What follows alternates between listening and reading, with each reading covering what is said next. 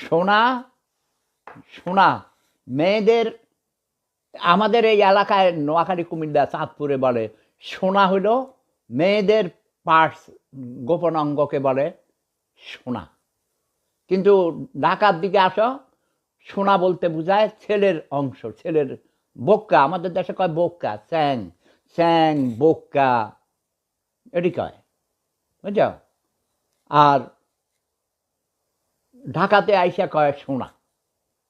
আর আমাদের দেশের মধ্যে সোনা, বোদা, হেঁড়া, এই তিনটা হলো বাংলা ভাষায়। আমি জানি না এটা কি বাংলা ভাষা কিনা, আমি এগুলো শিখছি।